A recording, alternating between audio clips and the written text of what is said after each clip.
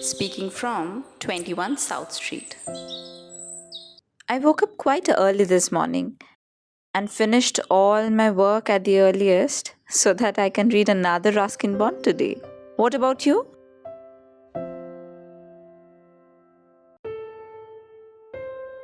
I don't think he should go, said Aunt M. He's too small, conquered Aunt B. He'll get upset and probably throw a tantrum. And you know, Patrilal doesn't like having children at funerals. The boy said nothing. He sat in the darkest corner of the darkened room, his face revealing nothing of what he thought and felt. His father's coffin lay in the next room, the lid fastened forever over the tired, wistful countenance of the man who had meant so much to the boy. Nobody else had mattered, neither uncles, nor aunts, nor fond grandparents. Least of all, the mother who was hundreds of miles away with another husband. He hadn't seen her since he was 4. That was just over 5 years ago, and he did not remember her very well. The house was full of people, friends, relatives, neighbors. Some had tried to fuss over him, but had been discouraged by his silence, the absence of tears. The more understanding of them had kept their distance. Scattered words of condolence passed back and forth like dragonflies on the wind.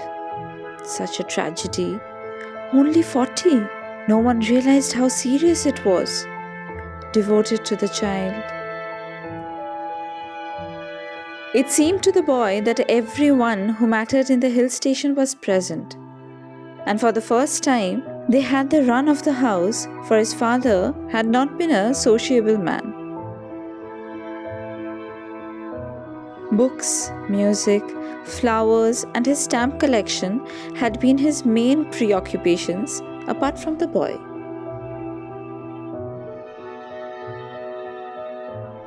A small hearse, led by a hill pony, was led in at the gate, and several able-bodied men lifted the coffin and maneuvered it into the carriage.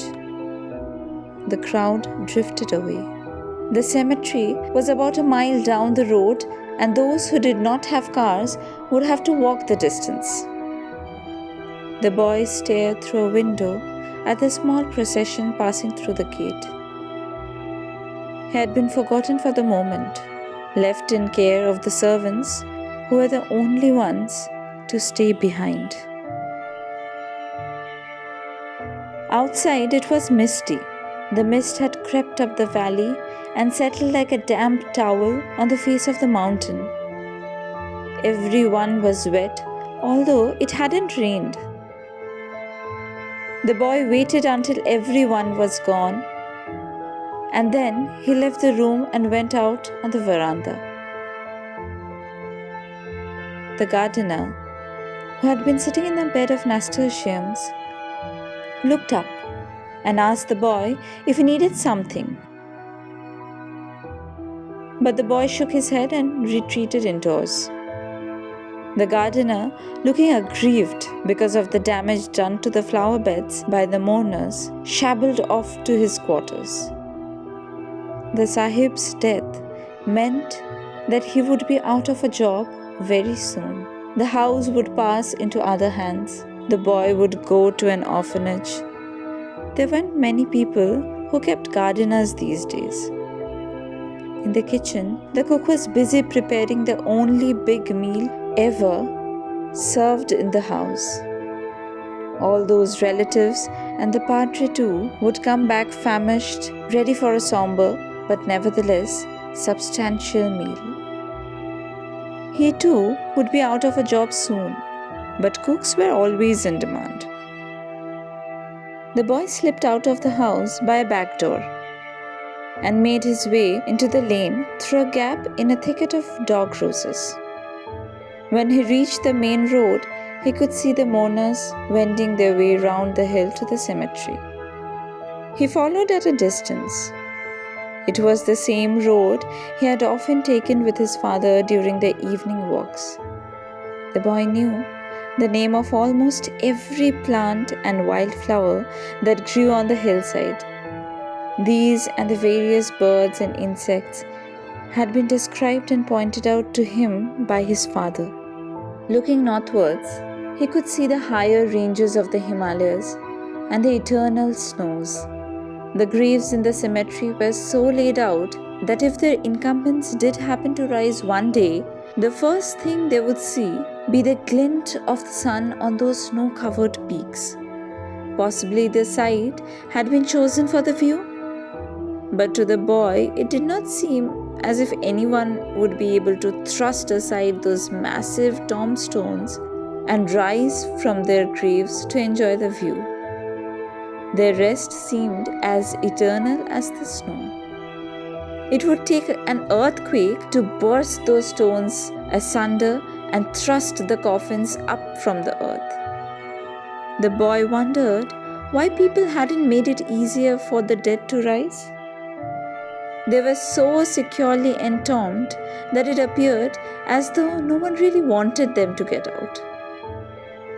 God has need of your father.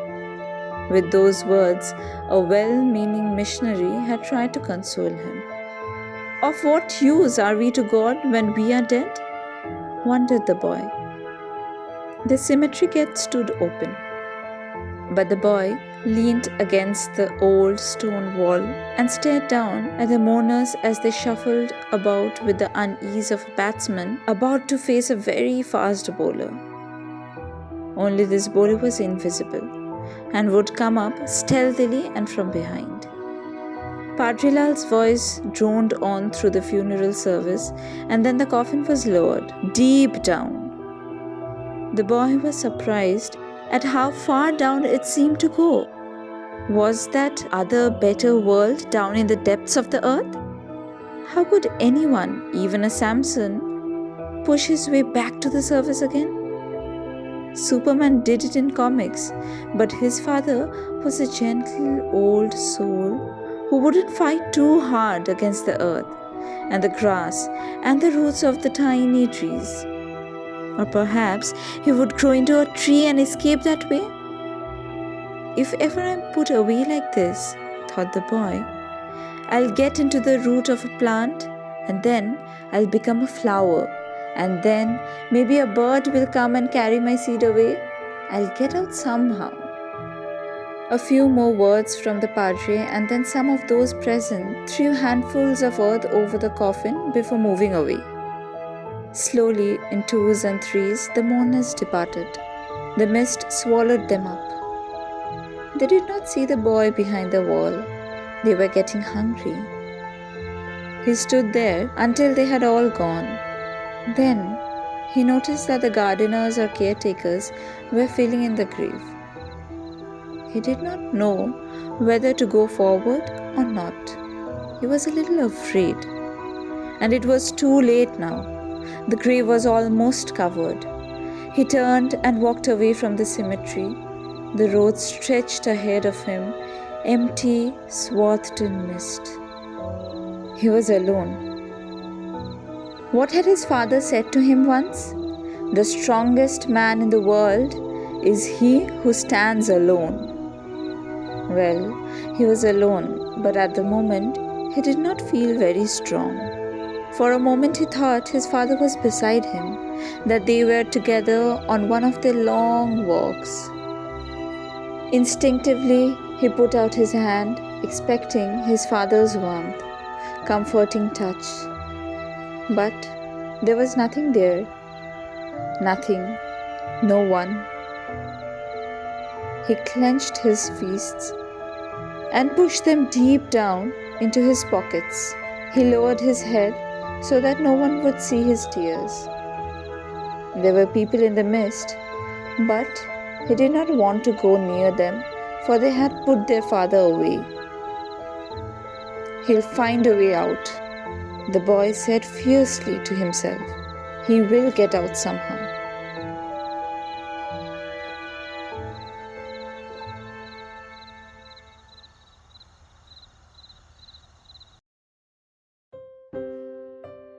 You were listening to The Funeral by Ruskin Bond from The Adventures of Rusty. We will come back with another story another day. Till then, don't forget the address. It's 21 South Street. Goodbye.